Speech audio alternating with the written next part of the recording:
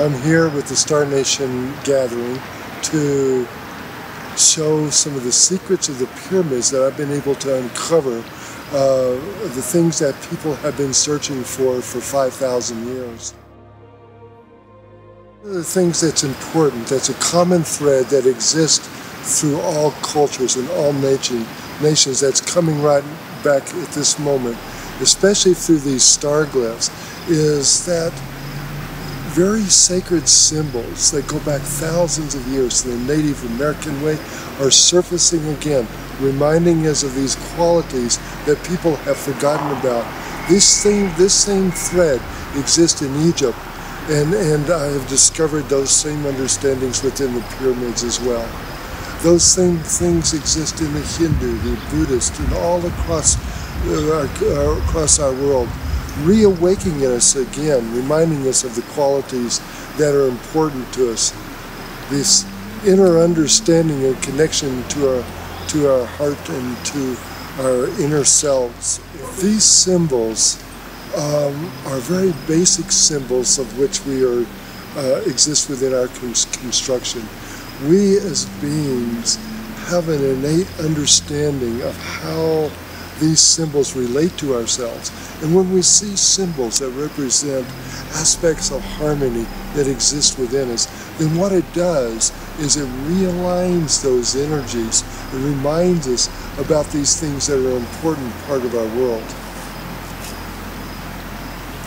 When we've been able to raise this vibration, this understanding and these connections, we can understand the deeper path that goes back to the beginning of our ancestors, and at the same time understand the things that expand way out into the universe, that a language and understanding that people have long forgotten. Bringing back the magical things that should be existing in people's world now, that have just fallen to the wayside, and now we can reawaken those one more time.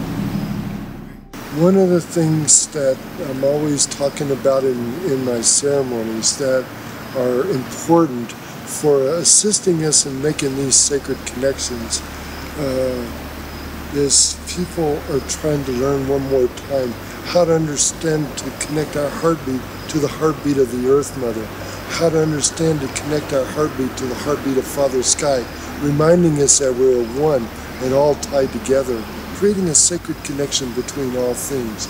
All people possess this, and at this time, the world is trying to remember this sacred connection that exists through everything. For me, it's about making these sacred connections that have been a part of my ancestors since the beginning of time. Making these sacred connections to the earth and the sky and the stars.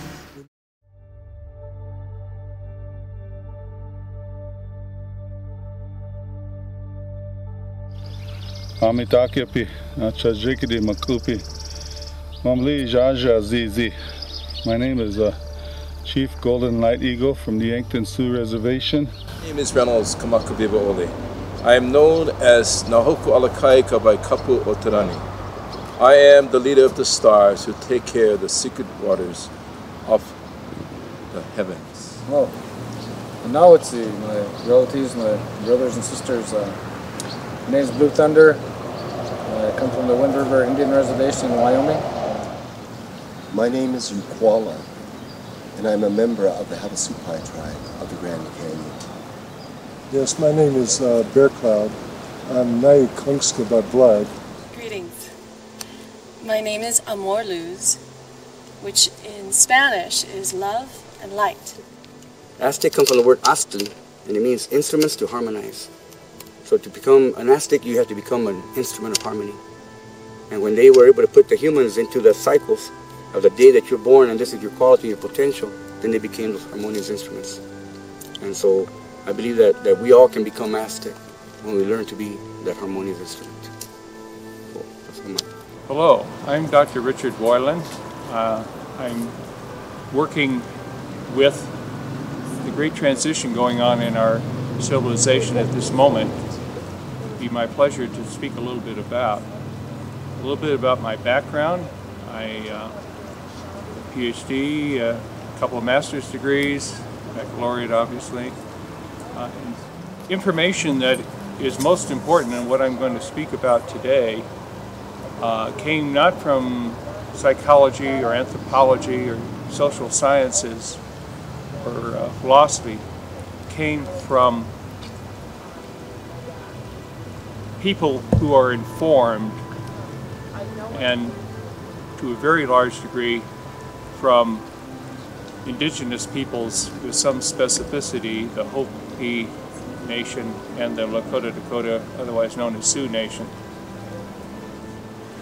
I want us to get back to that time when everybody is on the same page, knows this stuff is real, and can talk to their friends and neighbors about it. We are in a huge transition time. This is a time that was carried in the prophecies of the Hopi people and the Dakota Lakota Sioux Nation about a transition from fourth world to fifth world. Every thought, every action. And this is like, in order to get into the new world that's coming, in the fifth sun, this is what's been given and mandated by the Great Spirit and Mother Earth, that if we choose to make it into this light, then the consciousness of humanity who chooses this information makes it into the light. The rest will go into chaotic times under the energy that's been given. So the energy becomes strong. Whatever a person thinks and believes, they become that. So it's already happening to many. There's a great life for those who understand these knowledges, and those who don't are still in chaos. And they'll go, whichever one they are, they'll become more as we move on. So the transitions are to give messages, to bring messages for people to consider. Not to tell anyone how to think, how to believe, what they need to do or what they have to do, but consider the how and why and the cause and effect of how peace works.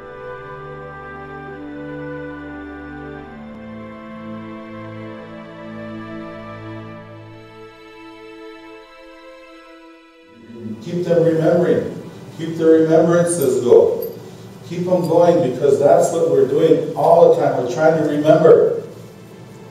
From the time we get here, we're trying to remember. We're trying to learn. Where do we come from? Why we're here? Where we're going? Who were we? What are we? Who am I? So remembrances are very important. That's part of your lifetime and lifetimes on Mother Earth. So it's continuous. Whether you're a rock, a tree, an eagle, it doesn't matter. You're there for a reason, for a memory to create this stability called harmony, love, balance, truth. Name it, all the virtues that we carry within ourselves. That's what we're here to walk with, and to help others, to awaken others to that same walk. So we need to continue and keep going till our last breath, reminding all of our relatives on Mother Earth to love our Mother, to love ourselves first. For they say, how could you love another if you don't know how to love yourself? We're talking about clarity and how to connect to our true self or spiritual self, connecting to our sacred self, of bringing awareness of how to stay in our heart. For us, in our hearts is where the rose resides. The rose represents peace.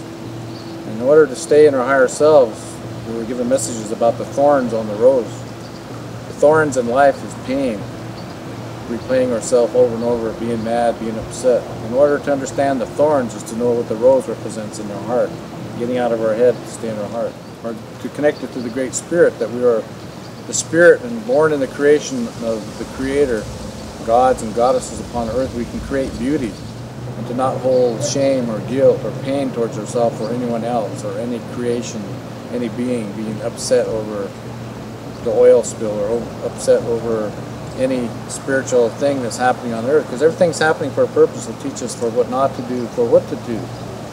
And so connected to our higher selves at all times, it's a teaching that these things would happen for us to teach us how to be peaceful and connected to our true self all the time. And for me, being connected to yourself is, for me, I replay my sentences. As I say them, they echo behind. And then I hear my words, I hear my thoughts. So to stay connected it's a free will planet. Giving information why things work, the cause and effect of emotions and thoughts, and using the sacred words of getting rid of you should, you have to, you could do this, or you need to do this. That's taking people's power. And when I see these words in my own words, I reflect to them and change them. People don't really need to do anything. And by me saying you need to do this, you have to do that, I take their power away. Anyone who says that to me, they control my heart and I become two-hearted. So not to be the two-hearted person or to speak with two tongues. Recognizing every sentence, every word, to get it as perfect as you can and fine-tune it to the sacred languages of our tribes has those ways to do that. But within English, they got those little bywords here and there that we program ourselves, we program the environment, we program everything around us if we're not conscious to understanding that the words we speak has power.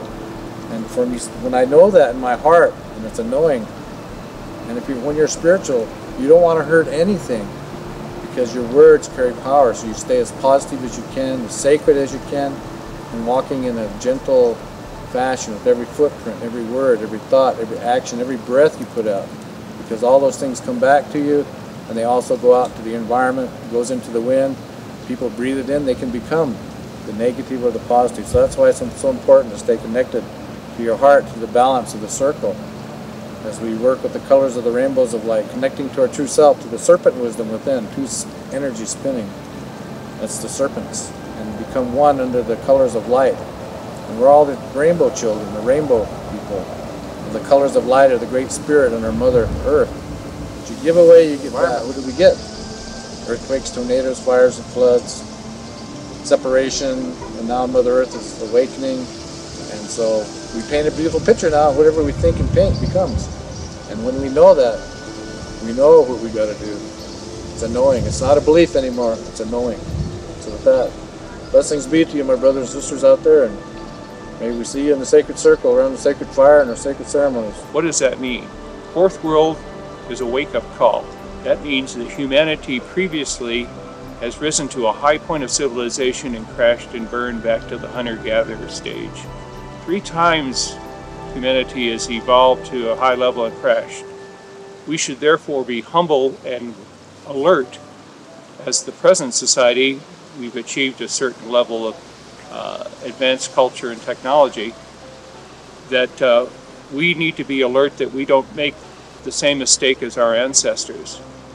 The challenge for this generation right now, and this challenge is being played out among us, is whether we will successfully transition from our current fourth world society to fifth world, a reformed and transformed global human society, taking much better care of Mother Earth, or whether we will crash and burn like the societies before us.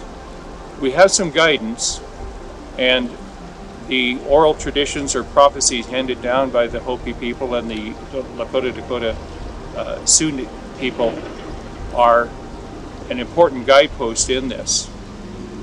One of the main things they had to say is that their origins, their instructors, when their cultures were just being set up, before they were previous primitive people, but their cultures came together in terms of how to live, how to do architecture, how to understand their place in the universe, astronomy and so forth, when to plant, all that, came from star teachers, star visitor master teachers who came down and volunteered to teach these people. Among the Hopi, they were known as the Kachinas. Among the Lakota Dakota Sioux people, the one who is most principally remembered is White Buffalo Cap Woman. She was a Pleiadian master teacher who initially took on the form of a white buffalo calf to get the native people's attention. And then when they were ready, she turned her shape to a Pleiadian humanoid figure. Besides teaching them ceremonies and spirituality and their origin from the stars, that humans are a bioengineered species, the star visitors fashioned us from human primate with some star visitor higher intelligence genetics gene spliced in, that we were nurtured all the way along our path. And they've sent star visitors from time to time later to refine those teachings. But those teachings are what we need to pay attention to and get back to, because those are our guideposts for making this transition to fifth world, the reformed, transformed world, where we move from excessive materialism to a more spiritual focus.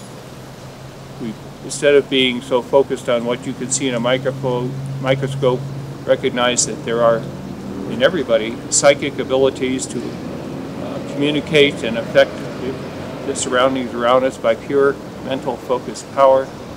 We need to see ourselves as a people who are rapidly heading towards a time when we will see the star nations return among us and recognize that we are about to become just the latest planetary civilizations to join the larger family of inhabited worlds out there.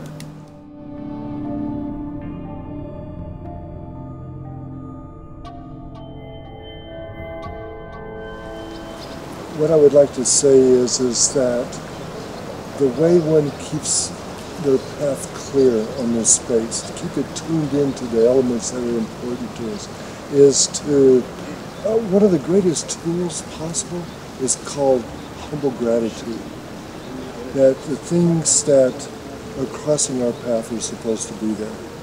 And as well as trusting one's journey, that you're on the right road. Through these elements and through this understanding of our connections to the earth and sky, opens up these doors so that we can make this journey according to how would best create the greatest walk on the earth mother that we can do at this time. As people begin to wake up, these star people begin to wake up, what's important is remembering the importance of connecting to the earth mother, the importance of connecting to the sky. And the way I do that, that's most important to me, is I connect my heartbeat to the heartbeat of the earth mother and to the heartbeat of Father Sky, like that, and create this connection. It ties it all together as one. Through this assistance allows me to journey the path of this earth mother in a way that is in flow with spirit in my walk. You calm the energy, because on one side of the earth represents the other side, which we understand is a butterfly effect. So through these ways of communicating with each other, what happens on one side of the earth affects the other, just like the hands. One hand has to work overtime, it affects the left hand. Because of these things, there's 28 tribes within the Shoshone nations, like the Hopis, the Utes, the Paiutes, the Goshus, the Comanches, the Aztec, the Mayan, the Yaqui, the Lasino, the Serrano. 28 tribes similar that speak the same language, so they once took care of the energies in the North and the Central and South America. And the prophecies say that we'll merge the energies together of the bird nations, of the condor, the eagle, and the different birds, nations within the North and the South. So with the work that I'm representing in healing the environment, it's healing earthquakes, tornadoes, fires, and floods, and gentling down the energy of the great shifts that are ahead. As we make our transitions, this information that is brought through dreams and visions to myself and others, when we come together as one, like the 5 fingers on each hand, it completes the circle, and we become one.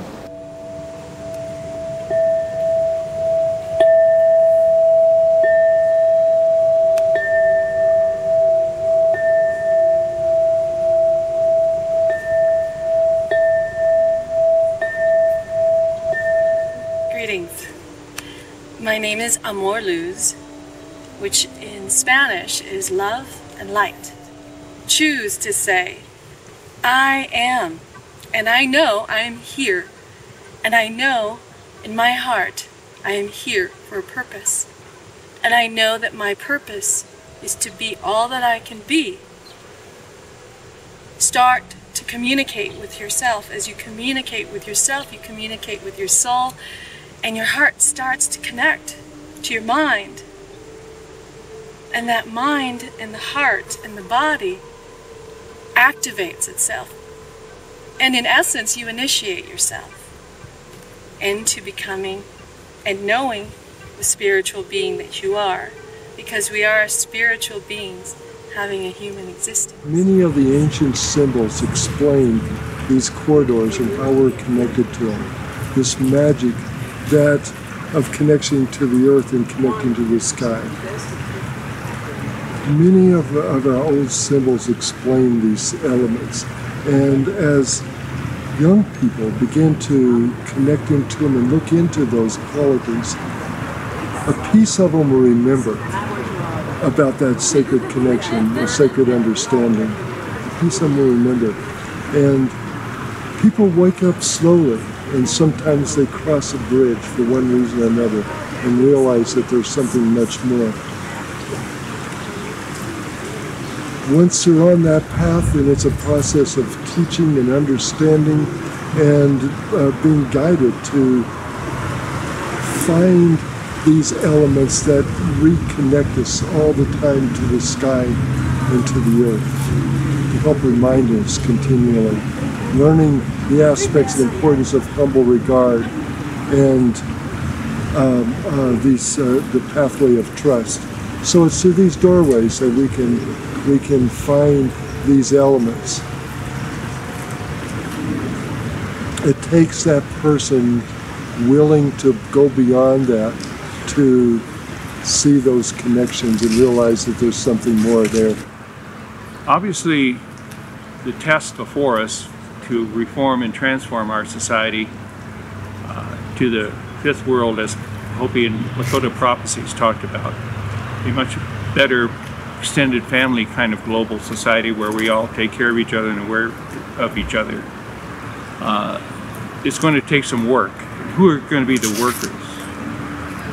They are the star seeds and the star kids, as I call them. Or in some cases, a star visitor who lived on another world volunteered to incarnate this time as a human and come down and take on a human body and live among us, but bring enough of their higher consciousness and energy and what we would call psychic ability with them, that they can operate at a higher level here than the average human would. For the longest time, we've been working on trying to change things and trying to make things happen, move, and we know we could affect.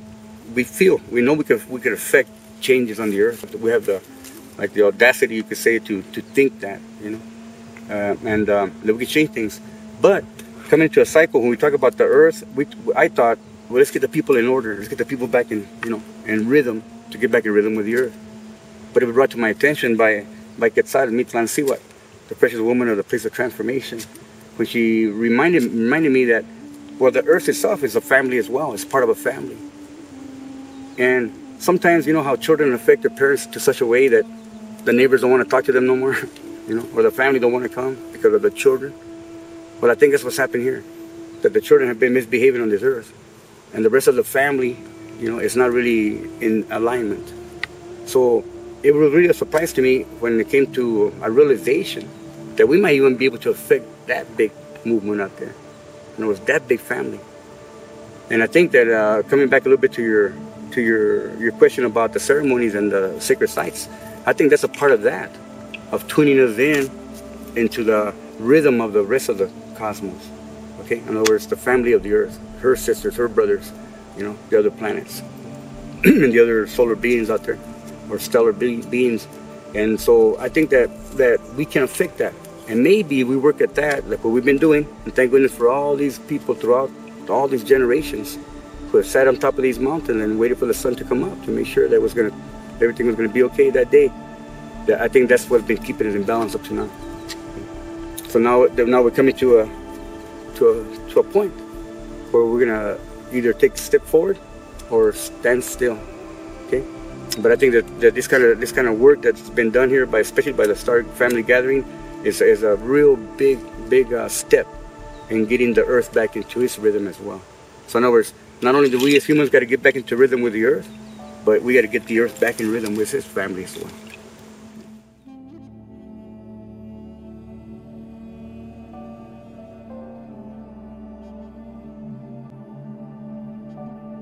It's as simple as that, because our choice empowers the energy that the universe holds for us into motion, which becomes emotion, energy in motion. But I would also like to offer a suggestion to see the beauty and the blessing in everything. Our experiences, whether they would be described as ups or downs, happy or sad, there is a blessing in each one of them, because each of those bad things or good things teach us something, and it strengthens our hearts, and it really also strengthens our minds, and it adds to our experience. So as eternal souls, we just continue to grow and expand, which is where the geometry of the flower of life comes in. And I suggest that you look at the flower of life. That's a sacred geometry. It starts off as one sphere, and then another sphere joins in and overlaps the first sphere.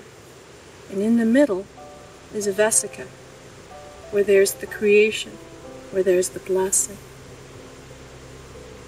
You can interact with other people like that, with plants, with animals, with insects, with all kinds of aspects of life. So in that lesson holds the key to the change by the choice, which becomes the vesica. We're talking about the Aztec calendar, in particular when we look at the calendar system, and they call it the Aztec calendar.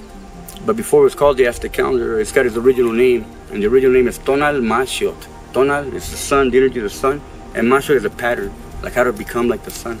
Okay? But by the time they come to the Tonal Maxiot, they created what we know now as the Aztec calendar. It took a long time, a lot of steps. And it began way, way back a long time ago with ancient people that we know as, we call Olmecat. And that comes from the word Oli, movement, and rope, Mecate. So those who began tying the movement of time, these are the Olmecat. And they began to measure time, measure themselves in the cosmos and the nature around them.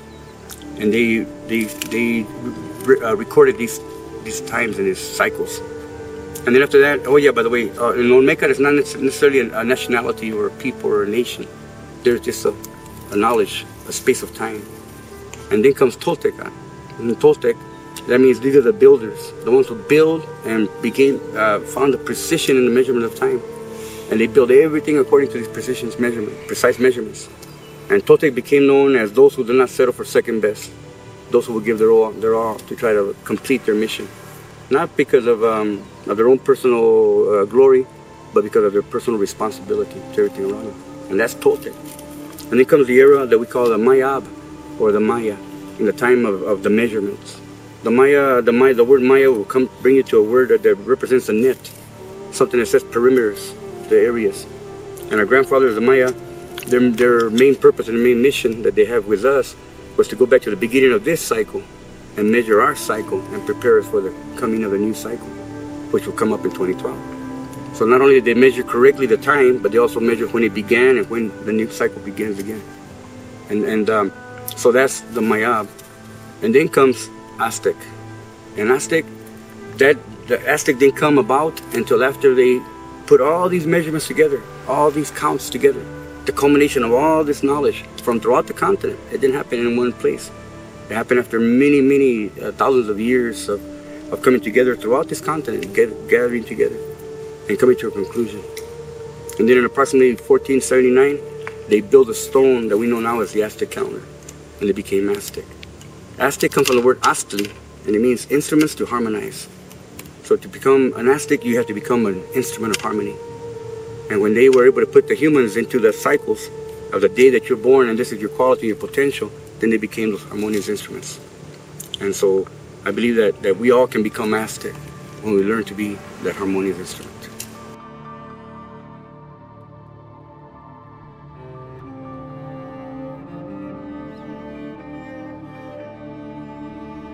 So over these years, I've learned the terminologies of the white man. And it's been very helpful. And it's basically the same. Love. So we're in this together. The yellow man, the black man, all races. We're all speaking the same language of love when it comes from the heart. So at one time, the whale nation said, man has already murdered us. at the way humanity is going in treating the nations of Mother Earth.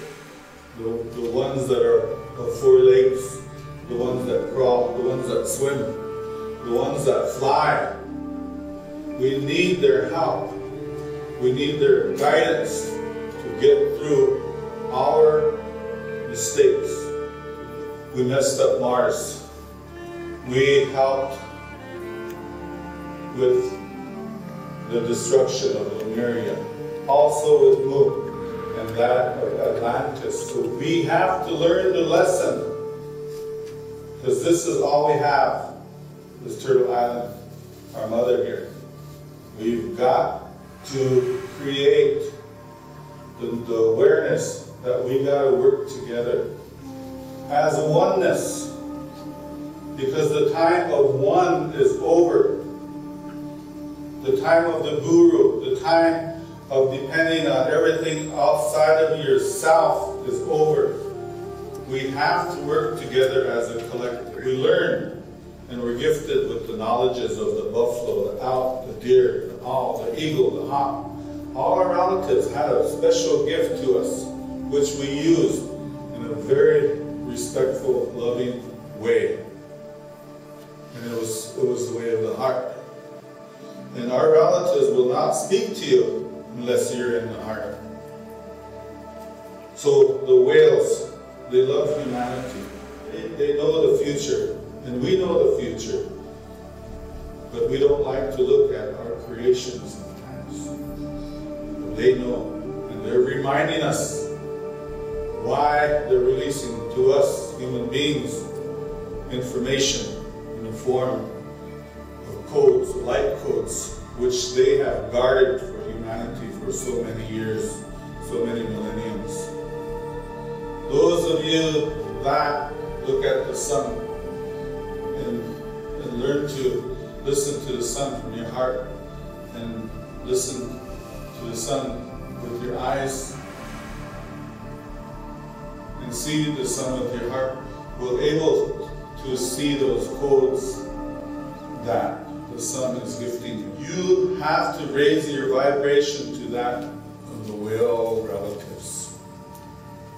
Otherwise, you're not going to see it. Raise your vibration to that of your soul, and that of your light, the essence of this universe, love. Then that language will show itself to you. Then you ground them into Mother Earth. So during that time, many of our sun dancers over the years gifted this altar with codes so that you could see, you could feel, you could witness, and you could love again. Truly love. So our whale nations are working in that way, just for that group of souls, the sun dancers. We have to be in a very special place again. This is why we fast 4 days, 4 nights, by the light of the sun. For the light is your first food. The light is your first drink. The realities of the future. You are in that arena right now of spirit, that work with Sirius, work with those planets and those star systems that prosper in the spirit of the whales and the spirit of the dolphins. The whales are here. You cannot see them, and maybe you can. You cannot hear them, maybe you can. Maybe you can't feel them. So there's many ways that the whales show themselves. They might show themselves through the speck of light of spirit. They'll show themselves how you understand this universe. So pay attention. And you pay attention from here. Forget about this. This doesn't know what's going on. So we need to stay in that element called heart. The element that so keeps this Mother Earth alive, keeps her very much alive for evolution. We're here to brighten the aura of Mother Earth, keep it bright, because our star relatives, our seven mastery realms, look upon Mother Earth, and by her aura, they know how humanity is prospered. As we take you on your journey, if you have not started yet and you are awakening, these are the steps. Those that are coming in, we start with you and we recognize who you are. And then you hear everything, because that reminds you of what you had received from the very start. That's your second level. On your third level, you walk the path into your journey of becoming a star child. You can find the clarity that you need by allowing yourself to come closer to the people that are known in your area, that have been given an opportunity to share this information with you. You must start out really cleansing yourself and clearing yourself, coming in with a pure heart. This is so valuable at this time, because the pure heart is recognized by our star family. For a better future for us and for our children, I think we need to start right away. We need to start looking at what's going on, and we need to start putting our foot down and say, you know what, we can't do these things that we're doing. You know, we can't just let it go by. So in other words, we're not taking responsibilities. We talk about problems and issues, but we continue contributing to those problems and issues instead of really taking a stand. Okay. So I think right now that if there's a human being that's being chased down, that's being mistreated, that's being hurt, then I got to feel that pain. And I can say, that's me right there. You know? And I think that that's our problem right here. We don't see other people as ourselves. Okay? And we think that's their problem. And that's why we talk about cosmic identity. Because cosmic identity will take us away from the color of your skin or your eyes or your hair. Okay? Cosmic identity will put you right in contact with all the elements that give life. The earth, the wind, the fire, and the water. And you're part of this. And then cosmic identity will allow you to know that you're part of that tree. And if you chop that tree down, you're hurting yourself. The message that we had about the trees from the chief was real super important. About the message about the trees, our life. And that's our main big brother. And yet we look what we did to him, tear him down, not knowing that we're tearing our own breath away from ourselves.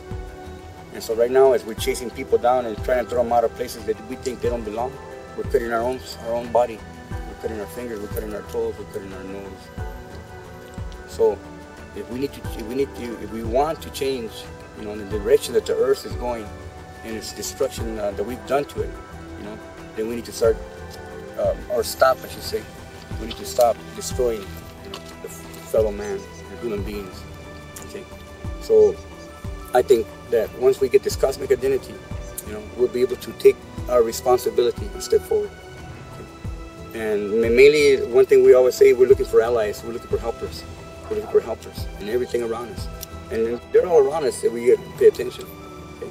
But we're looking for helpers who are willing to exercise a little bit of their will, you know, to change things. And I think we can change the world. Our time is coming up. We're just real briefly, 2012 is a real important date, because what we saw here today, the sun rising, on that day the sun will also rise on that day. It'll be a day of the serpent just like today. You know, it'll be a day 3 serpent. And on that day when the sun rises, the sun himself is going to be going into a new cycle. So we should all be happy. We should all be looking forward to that. We should all be happy and rejoicing. But we're not all together. You know? And when I talked about the Mother Earth hurting, it's like a woman is going to give birth, but the child is not correctly positioned in the birth canal. And so the woman's going to bleed to death, and the child won't be born. So here we are. We have an opportunity to get back into that birth canal, get back into the rhythm of the earth. Okay? And I think that that's how we're going to change humanity on the earth, by getting back in rhythm with our Mother Earth. So blood is precious when it's spilled. They announce it to the communities, to the counties, to the state, and to the world that blood has been spilled. Blood is precious. So when Mother Earth gets a little owie, created that maybe we have as a collective to make us come together in her plight to help. So when we ask for somebody to step up and do something, because we don't know how to do those things. We don't know nothing about drilling oil, about capping them. We don't know nothing about that, but there are people that can help, that do that. So we make a plea, somebody come forward, please do this. The blood of Mother Earth is flowing. It goes beyond. And we will evolve with that in time. All this that is creation has said, now awaken. Awaken to this nudging. I'm speaking to you. The subtleties that is there. Spirit doesn't bring forth this lightning bolt that says, I hit you and now you know everything. No. It is the subtlety that Spirit says, I speak quiet to you.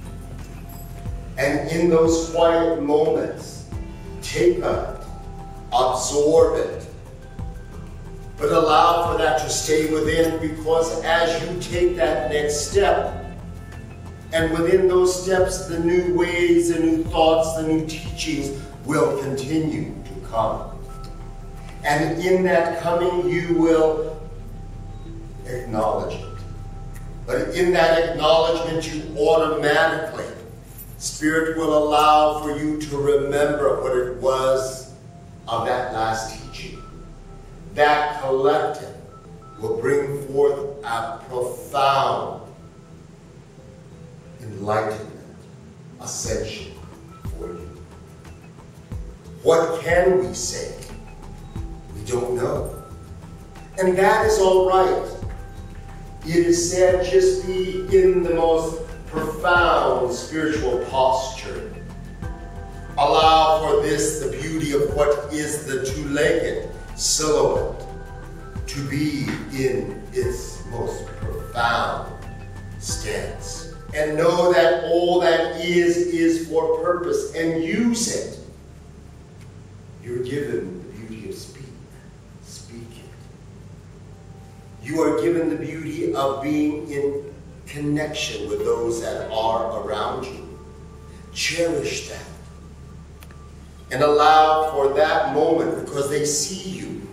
They may not know you intimately, but they see you, and what they see should have the best message. And your words don't have to be memorized. Your words are simply to be in the ready surrender of Spirit. Spirit automatically is there. And as you simply step aside, then the beauty of that message comes through in such a profound way. It begins. It has been always. People are saying, wow, the times, they are accelerating so. The messages are so powerful. But understand, the messages have always been there. The fact that you're able to see it and understand it now is a beautiful affirmation on your ascension, because you are beginning to see and hear Spirit speak. And those that we call relations, those that may have crossed over, are here. And they see you, you see them. But remember, in this connection, it's not the way that it used to be. You just have to know to allow for that communication to come from within.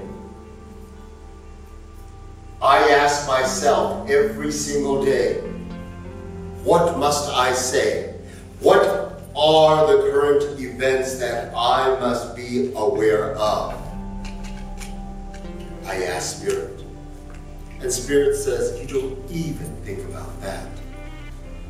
Those are just the casualties of what seems to be brought forth by you. You're the problem. So therefore, allow for speak to be said in a most beautiful, loving, unconditional way. I don't need to call upon a location. I don't need to call upon an event. What I simply need to know is that there is an opportunity for us to come into intimate connection and know that what is to be spoken about will be automatically brought into consciousness as we sit. Thank you, wisdom keepers. Thank you, young ones. Thank you for those of you that are still on that journey. And look at your journey as simply being this profound unfolding. I never say I know. I don't profess to be the knower of everything. I just simply talk with Spirit and say, Spirit, what shall we talk about today? Have communications daily with this great Spirit, with this watcher. We are hitting upon beautiful forms that are there beyond what we are as the two-leggeds. But in beginning to recognize them, we need to be able to have that open surrender to realize that there is something. Be careful to label. Be careful not to label. Because in that you put it into a place, you put it into a category, and the world will either hate you or love you. Be careful how you speak of Spirit. Spirit loves you, but we must communicate in a way that brings forth a great affirmation of our journey. We need to be able to have that nurturance that says, you are doing well. Thank you for having the time with me today. And that is why we say, let Spirit speak through you. So much is to be said. But Spirit also says you are of limited capacity. So until you can open that door into this new place of ascension and frequency, let's begin from a very simple place. And let's talk about things in a very simple way. And as we do that, then we automatically begin to hit upon those subjects that we really need to bring active consciousness to. I speak of the essence that we all are, living, breathing, alive, and have that ability to communicate with everything that is of creation. There is so much that has been told and will be continually told. But we must listen each time, and each time guaranteed it will open up another door in this being of yours. You are the medicine man, you are the medicine woman, you are the priest, the priestess, you are the god, the goddess in this clan that is known as you. Begin and know that clan that is you. And as you do so, then you will have the ability to walk in a ceremonial way to all those that are around you. And the beauty that comes forth of that exchange will be so powerful. Listen to the words of all and take of it what you can understand. And then walk out to those that you call your friends and your family, your community. And in discussion, it will come out. So bring forth what you know Even if it is as simple as saying, by the by, did you know that those trees can speak? And let them hear you through those that you bring forth in powerful way.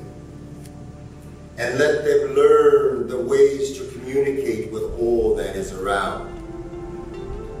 My spiritual job description is simply, I bring the smoke to life. And as long as I can do that, then I am doing what Spirit wishes for me to do. And I must believe and know and trust that everything that I do and every step that I take in my journey is going to be protected. And for what comes forth, it is of Spirit that says you are doing the work. Let yourself open and let yourself do the work also. And let that new speak of Spirit come through. It is not a known language. It is the essence of within. And it is also important to realize that silence is going to be the most profound ways of communication. But in the meantime, speak English. In the meantime, talk your language. Pagyo ang maupamapso. Wanya siv ju maup matapata. Nya voju ninyo maupamawiwo. Kike a hanik jim ja ibni bagyo tam me evet pamapso me a hanik jima ninyo kuwawa. You didn't need to know what was said. But with the sounds and the intonations, you knew that it was something powerful. And that is why know of what you do, how you do. Why do the masters stand in front and bring forth grand oratory? So that they can become the helpers in your journey, because they watch you. How do they react to what is being said? Whom is to know the information now, and whom is to be given other information? We are all at different stages in that journey, so therefore honor the stage that you're at. Don't compare yourself with anyone next to you. Know that what you're understanding is what you're to understand. There's no wrong in what your journeys are or what your choosings are. Spirit said, I created you, and I created each one of you individually and uniquely. Therefore, honor it and step with such profound grace.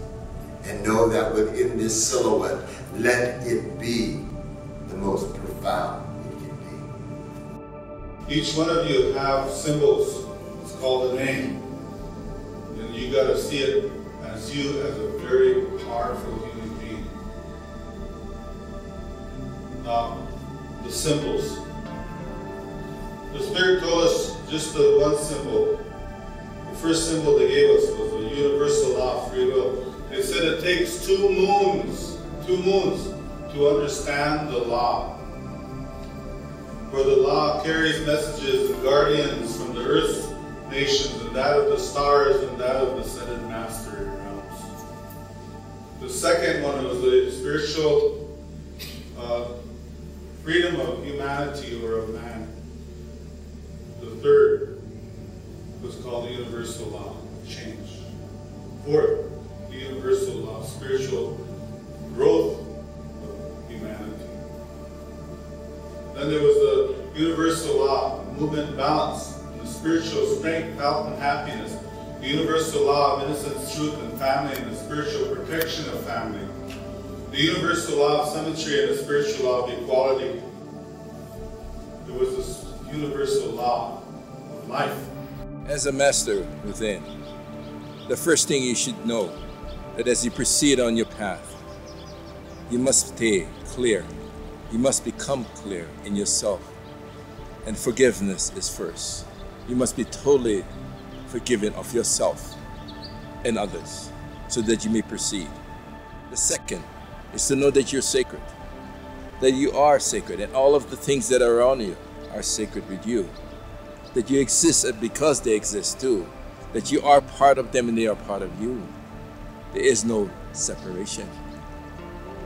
Third, you have the oneness with the divinity and the Creator, because that proceeds with the Creator allowing all and everything to be shown to you as a gift to who you are, and making you 100% of pure light. This is what you are able to achieve. If you proceed in the manner that you are going through, this is received to me and channeled by me through all of the ancestors that are there right now. This world is known for illusions, and many of it is the experience that you planned.